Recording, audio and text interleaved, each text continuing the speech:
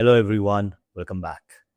Finally वो time आ गया जिसका मैं तो बहुत बेसब्री से इंतजार कर रहा था। आई एम वेरी श्योर मेरे जैसे और भी बहुत लोग थे जो ये वेट कर रहे थे कि कब डोनाल्ड ट्रंप वो फाइल्स रिलीज करेंगे जिसके बारे में उसने फरवरी में कहा था कि वो ढेर सारे यूएफओ और एलियन से रिलेटेड फाइल्स को पब्लिकली रिलीज कर देंगे ताकि सब लोग देख पाए। जो कहा जा रहा था कि गवर्नमेंट ने और एजेंसीज ने छुपा के रखा था, एंड फाइनली फर्स्ट पार्ट उन फाइल्स का रिलीज हो गया है। इससे पहले मैं आगे बढ़ूं, मैं आपको बता दूं भाई कि ये जो फाइल्स हैं ये उन्होंने अपनी एक वेबसाइट war.gov/UFO इस पे रिलीज की है, तो आप जाके चेक कर सकते हैं। अब इसमें कई वीडियोस हैं, उनमें से कुछ वीडियोस पहले रिलीज हो चुकी हैं, कुछ न्यू वीडियोस हैं, फोटोज हैं और ढेर सारी फाइल्स हैं भाई। कुछ फाइल्स इतनी बड़ी हैं कि उसमें 200-250 पेजेस हैं।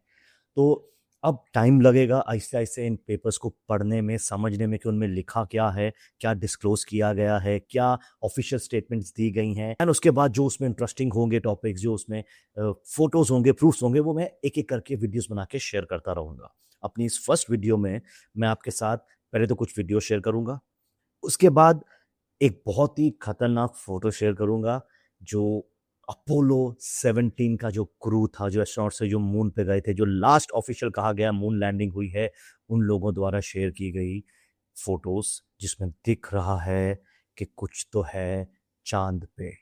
एंड उसके बाद फिर मैं आपके साथ दो और स्टोरी शेयर करूंगा जो कि उन फाइल्स में मेंशन थी, और मैं उसे उसी तरह से बताऊंगा जैसे उन फाइल्स में डॉक्यूमेंटेड है, लेकिन मैं उसे हिंदी में पढ़ के बताऊंगा ताकि जो लोग इंग्लिश नहीं समझ पाते अच्छे से वो भी उसे अच्छे से समझ पाए। भाई वीडियो आगे बढ़ाने से पहले एक रिक्वेस्ट आपसे, प्लीज़ इसको हाइप कर दो। अब तो आई थिंक आई डिज़र्व कि मैं थोड़ा तो हाइप डिज़र्व करता हूँ कि ये यूट्यूब मेरे वीडियोस को और लोगों तक ले जाए। मुझे अगर आपने सब्सक्राइब नहीं किया तो मुझे सब्सक्राइब ज़रूर कर लो, इस वीडियो को शेयर कर लो अपने उन दोस्तों के साथ जिन्हें ऐसा कंटेंट पसंद है। मुझे इंस्टाग्राम पे और फेसबुक पे भी ज़रूर फॉलो कर लो। तो चलो वीडियो से शुरू करते हैं।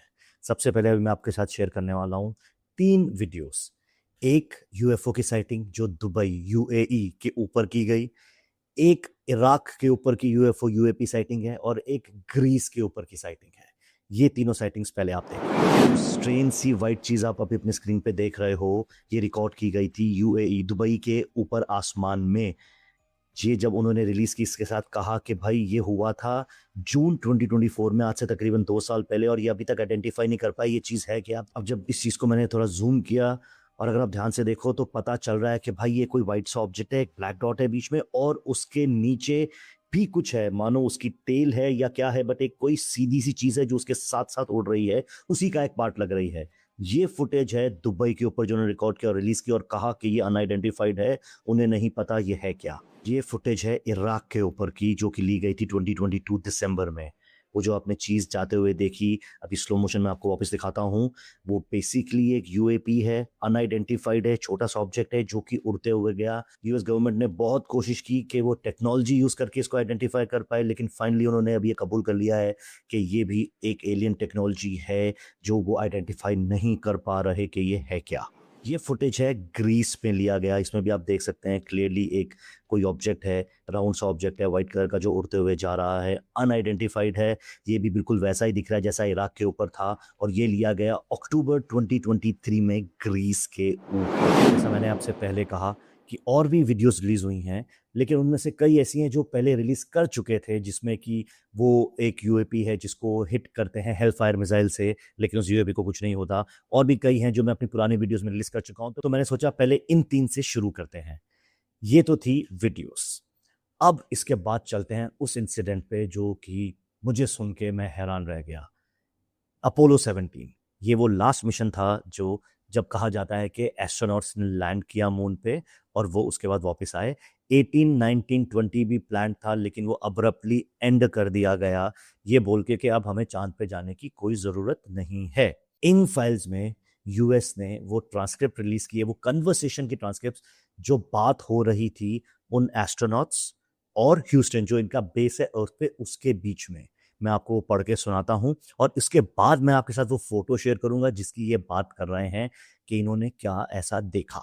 रोनाल्ड एवेंस, ये अपोलो 17 के कमांड मॉड्यूल पायलट थे। ये बोलते हैं ह्यूस्टन को, अभी हमें कुछ बहुत ब्राइट वाइट पार्टिकल्स या फ्रेगमेंट्स जैसी चीजें दिखाई दे रही हैं जो हमारे पास से ड्रिफ्ट करती हुई जा रही हैं।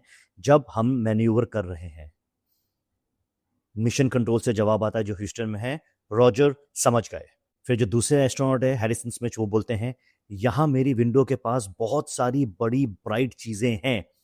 रॉन की विंडो से देखने पर बिल्कुल 4 जुलाई फायरवर्क्स जैसा लग रहा है। मतलब कुछ इतनी ब्राइट थी, ऐसा लग रहा था मानो इतनी तेज रोशनी वो एमिट कर रहा है कि फायरवर्क्स हो रहे हैं आसमान में। ये ट्रांसलेट हुई है जब वो मून की तरफ बढ़ रहे थे। फिर रोनल्ड जवाब देता है, हाँ अभी इनमें से कुछ की शेप भी क्लियर दिख रही है। ये काफी जैग्ड और एंगुलर फ्रेगमेंट लग रहे हैं जो घूमते हुए मूव कर रहे हैं। ये कन्वर्सेशन थी मून पे जाते वक्त की, और अब फिर जब वो मून पे लैंड करते हैं उन्हें कुछ दिखाई देता है और वो उसकी फोटो खींचते हैं।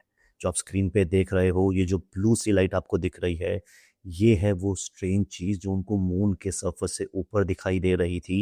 ये टोटली अनएक्सप्लेन्ड है और ये एक पैटर्न में मूव कर रही थी, और देखने में तो वाकई में लग रहा है कि ये एक यूएपी है, एक अनआइडेंटिफाइड एरियल फिनोमेना है, एक यूएफओ है शायद, जो नजर रख रही थी अपोलो 17 के एस्ट्रोनॉट्स पर। भाई ये राज छुपा रखा था नासा ने और यूएस गवर्नमेंट ने हमसे इतने सालों तक, तकरीबन 40-50 साल से। ये फोटोज देखने में कितनी फैसिनेटिंग है, और ये वो प्रूफ है कि भाई एलियन लाइफ एग्जिस्ट करती है, और वहां पे नजर रखे हुए सिर्फ अर्थ पे ही नहीं, हमारे जो मिशन बाहर जा रहे हैं, हमारे जो मिशन मून पे गए, उन पे भी नजर रखी हुई थी। योजिन कैनन जो कि कमांडर थे अपोलो 17 मिशन के, उन्होंने भी कुछ बातें बाद में कही जो कि बहुत अमेजिंग थी। मैं वर्ड टू वर्ड बता रहा हूं उन्होंने क्या कहा। और शायद सबसे ज्यादा इम्पोजिंग चीज जो मुझे याद है, वो एक बहुत ब्राइट फ्लैश था जो सीधा मेरी आंखों के बीच में चमका, बिल्कुल किसी पावरफुल हेडलाइट की तरह, जैसे कोई ट्रेन सीधा तुम्हारी तरफ आ रही हो, बस एक इंटेंस फ्लैशलाइट के साथ। उसके बाद उन्होंने एक दूसरी कन्वर्सेशन में कहा, हे बॉब, मैं अब वो चीज देख रहा हूं जिसके बारे में जैक बात कर रहा था, और ये डेफिनेटली कोई पास के पार्टिकल्स नहीं लग रहे। ये एक ब्राइट ऑब्जेक्ट है और क्लियरली रोटेट कर रहा है क्योंकि इसकी ब्राइटनेस चेंज हो रही है। उन्होंने भी उस बात को रिपीट किया जो बॉब ने कहा था कि उन्हें कुछ चीजें दिखाई दे रही थी अपने स्पेस शटल के बाहर जब वो मून की तरफ बढ़ रहे थे। कितना फैसिनेटिंग है ये सुनने में यार कि हमारे जो एस्ट्रोनॉट्स मून पे जा चुके हैं उन्होंने ऐसी चीज़ें विटनेस की हैं, और शायद ये बात नासा पिछले 50-60 सालों से जानता था कि यस, उन पे नज़र रखी जा रही है, कोई एक इंटेलिजेंट स्पीसीज है जो ये सब देख रही है। मैं आपको बता दूं, मैंने बहुत पहले वीडियो बनाया था कि कैसे अपोलो 17 अब्रप्टली एंड हो गया था। अपोलो 18, 19, 20 ये तीनों मिशन जाने वाले थे, लेकिन फिर गवर्नमेंट ने बोला, यूएस गवर्नमेंट ने, अब हमको नहीं जाना। नहीं जाना क्योंकि उन्हें ये सब चीज़ें दिखाई दी। क्या कोई मैसेज कम्युनिकेट किया गया था जो बताया गया कि अब आपको नहीं आना है, या कोई और रीज़न था? मैंने उस वीडियो में बताया था कि अपोलो 18, अपोलो 19 और अपोलो 20 ये तीनों मिशन गए थे, ऐसा माना जाता है। और वो तीनों मिशन यूएस गया था यूएसएसआर के साथ, जो वैसे तो उनके दुश्मन थे, लेकिन ये तीनों मिशन उन्होंने साथ में किए। साथ में इसके लिए क्योंकि कहा जा रहा था कि उनको एक स्पेसशिप मिला, क्रैश्ड स्पेसशिप मिला मून पे, जो उन्होंने मिलके एक्सप्लोर किया। उसमें एक एलियन बॉडी भी थी जो वो अपने साथ लेकर आए। अब ये देखो, कॉन्स्पिरेसी थ्योरीज हैं जो रोटेट कर रही है, मैं आपके साथ शेयर कर रहा हूँ, बट ये जो फोटोज आप अभी देख रहे हो, ये तो वो फोटोज हैं जो वाकई में ही गवर्नमेंट सर्टिफाइड है कि यस, ये सब हुआ है, और अब हम लोगों से शेयर कर रहे हैं। मैं आपसे एक और बात बता दूं कि ये सिर्फ पार्ट 1 है एलियन फाइल्स का। गवर्नमेंट ने ऐसा प्लान किया है कि हम आहिस्ते आहिस्ते, स्टेप बाय स्टेप ये चीजें डिस्क्लोज करेंगे, और पहले बेसिक सी चीजें बताएंगे, फिर आगे आगे बड़ी चीजों को रिलीज करेंगे। भाई मेरा मानना तो ये है कि अगर ये बेसिक है तो आगे क्या क्या चीजें सामने आने वाली हैं, क्या मजा आएगा जानकर। अब मैं आपको एक और बात बता दूं कि हाल ही में बैंक ऑफ इंग्लैंड ने एक बहुत ही चौंकाने वाली बात कही। उन्होंने कहा कि दुनिया को तैयार हो जाना चाहिए एक फाइनेंशियल क्राइसिस के लिए, जो कि हो सकता है एलियन फाइल्स के रिलीज के बाद। भाई ऐसी क्या चीजें रिलीज होंगी जो दुनिया के फाइनेंशियल स्ट्रक्चर को हिला सकती हैं? बीच में एक और न्यूज आई थी कि यूएस गवर्नमेंट के कुछ ऑफिशियल्स बोल रहे थे कि शायद हमें सारी फाइल्स रिलीज नहीं करनी चाहिए क्योंकि दुनिया रेडी नहीं है इसके लिए। रेडी इसलिए नहीं है क्योंकि उन्होंने कहा, स्पेसिफिकली कहा, कि कई ऐसे कंट्रीज हैं हमारे प्लानट पे जो कि चल रही हैं रिलीजन के ऊपर, धर्मों के ऊपर।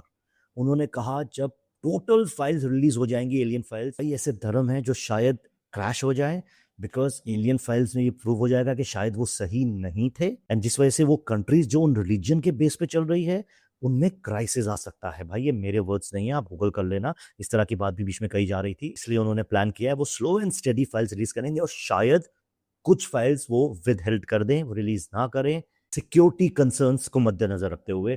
This is what is being said. खैर अब आगे चलते हैं। अब मैं आपके साथ शेयर करने वाला हूं वो डॉक्यूमेंटेड इंसिडेंट जो हुआ था 1947 में, जो कि रिलीज किया उन्होंने अपनी एक फाइल में। मैं आपको वो हिंदी में पढ़ के सुनाऊंगा कि उन फाइल्स में क्या लिखा गया है। Declassified case file, the Maury Island incident, year 1947, United States Army Air Force 4th Air Force Intelligence Division, date 21 June 1947, Washington USA. Witness Herald के अकॉर्डिंग 21 जून 1947 की आफ्टरनून में मैरी आइलैंड के पास समुद्र में अप्रोक्सीमेटली 6 अनआइडेंटिफाइड फ्लाइंग ऑब्जेक्ट्स देखे गए। Objects को metallic, circular और डोनट शेप डिस्क्राइब किया गया। डोनट शेप का मतलब होता है पूरे गोल है लेकिन बीच में खाली है, मतलब बीच में एयर स्पेस है, सिर्फ साइड से गोल है, जैसे एक टायर होता है। विटनेस ने एस्टिमेट किया कि हर ऑब्जेक्ट लगभग 100 फीट वाइड था। रिपोर्ट्स के मुताबिक ये क्राफ्ट बिना किसी विजिबल प्रपल्शन के हवा में साइलेंटली होवर कर रहा था, मतलब उसमें कोई इंजन नहीं था जैसे हमारे प्लेन्स में होता है, कोई प्रपल्शन सिस्टम नहीं था और ना ही उसमें से कुछ आवाज आ रही थी। इंसिडेंट के दौरान एक ऑब्जेक्ट हवा में वॉबल करने लगा, मतलब यूं हिलने लगा जैसे उसमें कोई टेक्निकल प्रॉब्लम आ गई हो। कुछ सेकंड बाद एक और ऑब्जेक्ट उस डैमेज क्राफ्ट के पास मूव हुआ। उसके तुरंत बाद आसमान से अनआइडेंटिफाइड मेटेलिक डेब्रीज गिरना शुरू हो गई जो हेरल्ड के बोट पर गिरी। मतलब उस स्पेसशिप के अंदर से कुछ तो गिरना शुरू हुआ, अंदर से जो गिर रहा था इनके बोट पर और कुछ मेटेलिक ऑब्जेक्ट था। रिपोर्ट्स के मुताबिक गिरते हुए डेब्रीज ने बोट को हेवीली डैमेज किया। हैरोल्ड के बेटे की इंजरी हुई जो उसके साथ बोट पे था, उसका डॉग भी था जो मारा गया उस मेटालिक, हॉट मेटालिक चीजों की गिरने की वजह से। हैरोल्ड ने बाद में उस स्ट्रेंज मटेरियल के मल्टीपल फ्रेगमेंट्स कलेक्ट किए एग्जामिनेशन के लिए। अभी जो आप स्क्रीन पे देख रहे हो ये हैं वो पीसेस जो गिर रहे थे, ये हॉट थे उस टाइम पे, जो गिर रहे थे उस यूएफओ के अंदर से। वैसे तो मैक्सिमम पानी में गिरे लेकिन कुछ पीसेस इसकी बोट पे भी गिरे जिससे इसकी बोट पूरी डैमेज हो गई और इसका डॉग मारा गया क्योंकि एक पीस उसके डॉग पे गिरा और इसका बेटा इंजर्ड हो गया। डेट 22 जून 1947। हैरल्ड ने रिपोर्ट किया कि एक अनआइडेंटिफाइड आदमी डार्क सूट पहनकर उसे एक लोकल कैफे में मिला। उसकी स्टेटमेंट के अकॉर्डिंगली उस आदमी को इंसिडेंट की डिटेल्ड इंफॉर्मेशन पहले से पता थी जबकि इवेंट उस वक्त पब्लिक नहीं हुआ था। अनआइडेंटिफाइड मेल ने हेरल्ड को कहा और वार्निंग दी कि इस इंसिडेंट के बारे में किसी से डिस्कस ना करें। अब मैं आपको बता दूं कि वो उस आदमी को डिस्क्राइब ऐसे ही किया गया है कि वो ब्लैक सूट में आया जैसे मेन इन ब्लैक होते हैं। तो क्या इस तरह की सच में इतने पहले से 1947 से एक यूनिट बना पड़ा है जो कि इन चीजों से कम्युनिकेट करता है और इन चीजों को दबा के रखता है जैसे मेन इन ब्लैक फिल्म में बताया गया था। 1947 के समर में पूरा अमेरिका में फ्लाइंग डिस्क की रिपोर्ट्स रैपिडली इंक्रीज हो रही थी। इस वजह से यूएस आर्मी एयरफोर्स ने ऑफिशियल इंटेलिजेंस इन्वेस्टिगेशन इनिशिएट की। अब 1947 के बाद से बहुत ज्यादा केसेस बहुत ज्यादा साइटिंग्स होने लगी थी यूएस में नहीं, बाकी कंट्रीज में भी हुई है। इंडिया में भी एक बहुत स्ट्रॉन्ग साइटिंग हुई 1947 की, उसका मैं एक अलग एपिसोड जरूर बनाऊंगा। बट ये अभी बात कर लेते हैं डिस्क्लोज फाइल्स की। तो उस वक्त जबकि बहुत लोग इस चीजों को डिस्कस कर रहे थे, बोल रहे थे हमने ये देखा, हमने वो देखा, तो एयरफोर्स डिसाइड करती है, आर्मी डिसाइड करती है कि इसका एक प्रॉपर इन्वेस्टिगेशन होना चाहिए। अब ये आगे बहुत इंटरेस्टिंग होने वाला है, ध्यान से सुनना। Military intelligence officer lieutenant Frank Brown और कैप्टन विलियम डेविडसन को असाइन किया गया ताकि विटनेसेस को इंटरोगेट किया जाए और कलेक्टेड एविडेंस को एग्जामिन किया जाए, मतलब वो जो चीजें गिरी थी उसको भी स्टडी किया जाए। Date 1 August 1947, location near Kelso, Washington. Tacoma investigation complete करने के बाद, मतलब उनका इंटरव्यू करने के बाद, लेफ्टिनेंट फ्रैंक ब्राउन और कैप्टन विलियम एक B-25 मिलिट्री एयरक्राफ्ट में कैलिफोर्निया के लिए डिपार्ट हुए। वहां से उन्होंने उनका इंटरव्यू किया, उनकी इन्वेस्टिगेशन की, सवाल जवाब किए और वो वहां से निकल पड़े। टेक ऑफ के अप्रोक्सीमेटली 30 मिनट के बाद कैल्सो, वॉशिंगटन के पास वो जो फ्लाइट है वो क्रैश हो गई और उन दोनों ऑफिसर्स की डेथ हो गई। सबसे ज्यादा चौंकाने वाली बात ये थी कि उस वक्त वो जो डेब्रीज थी जो उसमें से गिरी, जो सैंपल्स थे हैरल्ड के पास, वो सारे सैंपल्स उन दोनों ऑफिसर्स ने अपने पास ले लिए थे और उसी फ्लाइट में थे जो क्रैश हुई और सब खत्म हो गया। उस वक्त 1947 में ये बात आग की तरह फैल रही थी कि भाई वो फ्लाइट क्रैश नहीं किया, वो शायद एलियंस ने करवाया, क्योंकि वो जो सैंपल्स थे वो मौजूद थे उसी प्लेन में जो क्रैश हुआ। उसके बाद 7 अगस्त 1947 को ये इन्वेस्टिगेशन क्लोज कर दी गई और ऑफिशियल रिकमेंडेशन में मेंशन किया कि इस इंसिडेंट पर फर्दर मिलिट्री इन्वेस्टिगेशन कंडक्ट करने की जरूरत नहीं है। इस चीज को हड़बड़ी में बंद कर दिया गया। क्यों? इसका कोई जवाब उन्होंने नहीं दिया, बस ये कहा कि इसमें और इन्वेस्टिगेशन की जरूरत नहीं है। भाई वो जो क्रैश है वो उस पूरे इंसिडेंट को बहुत सस्पिशियस बना देता है। ये था 1947 में। इसके बाद चलते हैं 2023 में। आज से तकरीबन 3 साल पहले यूएस में एक बहुत ही खतरनाक साइटिंग हुई, वो भी उनके एक ऑफिशियल टेस्टिंग जोन में। FBI official records, federal bureau of investigation, date of entry October 2023। ये है इस फाइल के टाइटल्स। सितंबर 2023 में FBI स्पेशल एजेंट ने मल्टीपल विटनेसेस के इंटरव्यू लिए regarding a unidentified aerial light observation incident. Witness उस वक्त एक रिमोट टेस्ट साइट की तरफ ड्राइव कर रहे थे जहां लिडार टेस्टिंग कंडक्ट की जा रही थी। लिडार टेस्टिंग बेसिकली जैसे सोनार काम करता है साउंड वेव्स पे, रडार काम करता है रेडियो वेव्स पे, उसी तरह से लिडार काम करता है लाइट पल्सेस पे। इसके थ्रू भी आप बड़े से बड़े एरिया स्कैन कर सकते हो।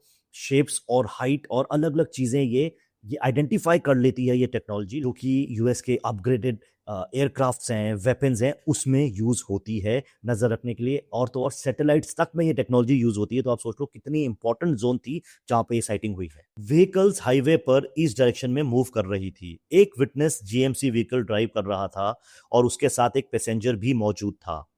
उसके पीछे दूसरी व्हीकल्स कॉन्वॉय में चल रही थी। इंसिडेंट के दौरान vehicles multiple security gates cross कर रहे थे और एक विटनेस ने हॉराइजन पर ऊपर एक ब्राइट वाइट लाइट नोटिस की। मतलब वो जब वो क्रॉस कर रहे थे उन गेट्स को, उसकी नजर ऊपर पड़ती तो उसको एक बहुत ब्राइट लाइट दिखाई देती है। विटनेस स्टेटमेंट के अकॉर्डिंग लाइट इनिशियली स्टेशनरी थी, हवा में एक फिक्स पोजीशन पे थी। कुछ मोमेंट्स के बाद लाइट राइट डायरेक्शन में मूव करने लगी और फिर अचानक से गायब हो गई। विटनेस ने रिपोर्ट किया कि light extremely bright white colour की थी और अप्रॉक्सीमेटली 10 सेकंड तक विजिबल थी गायब होने के पहले। एक विटनेस के अकॉर्डिंगली लाइट का साइज पूरे इंसिडेंट के दौरान सेम रहा। उसने एस्टिमेट किया कि ये 10 से 15 माइल ऊपर हो सकता है वो चीज। रिपोर्ट के मुताबिक इंसिडेंट के दौरान व्हीकल्स या इलेक्ट्रॉनिक सिस्टम में कोई इंटरफेरेंस नहीं आया। प्राइमरी विटनेस ने इमीडिएटली दूसरे पैसेंजर को भी लाइट की तरफ बोला कि देख ऊपर, लेकिन लोग जब तक उसको ढूंढ रहे थे उतने में वो लाइट गायब हो गई। जब कॉन्वॉय फर्स्ट टेस्ट साइट पे पहुंची, एडिशनल विटनेसेस जो बाकी गाड़ियों में पीछे थे उन्होंने भी कंफर्म किया कि यस, उन्हें कुछ दिखाई दिया है। अब ये एक पर्टिकुलर दिन का इंसिडेंट है। उसी के बाद एक और इंसिडेंट होता है उसी लिडर टेस्टिंग जोन में। सितंबर 2023 एफबीआई स्पेशल इन्वेस्टिगेशन एजेंट ने एक फीमेल विटनेस और मल्टीपल कॉन्ट्रैक्टर का इंटरव्यू किया regarding unidentified aerial object sighting. Witness reportedly कई सालों से एक क्लासिफाइड टेस्टिंग प्रोजेक्ट के साथ एसोसिएटेड थी और अपकमिंग मिलिट्री स्टाइल टेस्ट के कोऑर्डिनेशन में इन्वॉल्व थी। जब विटनेस गेट क्रॉस कर रही थी, सिक्योरिटी गेट, तब उसे हॉराइजन के साउथ वेस्ट डायरेक्शन में एक स्ट्रेंज एरियल ऑब्जेक्ट नोटिस किया। ऑब्जेक्ट को सिगार शेप डिस्क्राइब किया गया जिसके फ्रंट सेक्शन में extremely bright white light visible थी। विटनेस एस्टिमेट के मुताबिक ऑब्जेक्ट पेड़ों से तकरीबन 500 से 1000 फीट ऊपर था। मतलब बिल्कुल पास में था वो जमीन के, हार्डली 1-1.5 फीट ऊपर। विटनेस ने डिस्क्राइब किया कि bright light diamond white colour की थी और उसके अराउंड सर्कुलर रिंग ग्लो कर रही थी। ऑब्जेक्ट का फ्रंट इतना ब्राइट था कि डायरेक्टली उसकी तरफ देखना सन में देखने जैसा फील हो रहा था। आप इमेजिन करो क्या ब्राइट लाइट होगी कि आपको ऐसा लग रहा है आप सूरज को देख रहे हो। Main metallic body silver grey colour की डिस्क्राइब की गई, जो अप्रोक्सीमेटली 2 से 3 ब्लैक हॉक हेलीकॉप्टर जितनी एस्टिमेट की गई। मतलब उनका जो है उसका साइज बता रहे हैं, एक ब्लैक हॉक हेलीकॉप्टर का होता है उसका, उसने 2-3 को अगर एक साथ खड़ा करो इतनी बड़ी थी वो। ऑब्जेक्ट कंप्लीटली साइलेंट था। विटनेस इनिशियली इरिटेट हुई क्योंकि उसने स्पेशली उस मॉर्निंग के टेस्ट के लिए रिस्ट्रिक्टेड एयर स्पेस क्लियर करवाया था और उसे लगा कि शायद कोई अनऑथराइज्ड एयरक्राफ्ट या ड्रोन इस एरिया में एंटर कर गया है। रिपोर्ट्स के मुताबिक ऑब्जेक्ट अप्रोक्सीमेटली 5 से 10 सेकंड तक विजिबल रहा और फिर अचानक डिसअपेयर हो गया। इंसिडेंट के बाद विटनेस ने स्काई को दोबारा स्कैन किया, लेकिन वो ऑब्जेक्ट वहां नहीं था। विटनेस ने कंफर्म किया कि ऑब्जेक्ट को ऑब्जर्व करते हुए व्हीकल्स या इलेक्ट्रॉनिक्स में कोई इंटरफेरेंस नहीं था। जैसे उस पिछले दिन पे उसने कहा कि कोई इंटरफेरेंस नहीं था। ऐसा नहीं है कि उनके रेडियो में ग्लिचेस आने लगे या उनकी गाड़ियां बंद पड़ गई। उन्होंने बस वो देखा और इसी के जैसे उसके साथ जो और सेकेंड व्हीकल में मौजूद एक पैसेंजर ने भी कंफर्म किया, उसने सेम ऑब्जेक्ट देखा इसी तरह से। फिर एफबीआई ने एक स्केच रेडी किया जो अप्रूव किया इन लोगों ने कि हाँ वो चीज़ एग्जैक्टली ऐसे दिख रही थी और ये है वो स्केच। फाइनल नोट्स, इंसिडेंट के दौरान ऑब्जेक्ट की कोई फोटोज या वीडियोस कैप्चर नहीं की गई। विटनेस ने स्टेटमेंट दिया कि वो मिलिट्री टेस्टिंग एनवायरनमेंट में काफ़ी सालों से काम कर रही है और पहले भी मल्टीपल एयरक्राफ्ट्स और ड्रोन्स देख चुकी है, लेकिन उसने कभी भी इस तरह की चीज़ पहले नहीं देखी थी। एफबीआई डॉक्यूमेंट्स में कोई ऑफिशियल कंक्लूजन या एक्सप्लेनेशन प्रोवाइड नहीं की गई। End of file. इस चीज़ को भी बिकॉज़ ये बंदी जो थी ये मिलिट्री के साथ बहुत सालों से एसोसिएटेड थी और ये ड्रोन्स और फाइट्स बहुत देख चुकी थी। उसने कहा ऐसी चीज़ मैंने पहले कभी नहीं देखी और इस चीज़ को भी क्लोज़ कर दिया गया ये बोल के कि भाई हमें नहीं पता कि वो जो यूएफओ थी, वो यूएपी थी, वो असल में थी क्या? भाई ये है वो 4-5 इंसिडेंट्स जो मैंने सोचा मैं आपके साथ इस एपिसोड में शेयर करता हूँ। जैसे-जैसे और चीज़ें मुझे पता चलेंगी मैं 100% इस पे वीडियोज़ बनाता रहूँगा। एंड प्लीज़ आप इसको शेयर कर दो, लाइक कर दो, मुझे सब्सक्राइब कर दो, इस वीडियो को हाइप कर दो, मुझे इंस्टाग्राम पे भी और फेसबुक पे भी ज़रूर फॉलो कर देना। Thank you so much.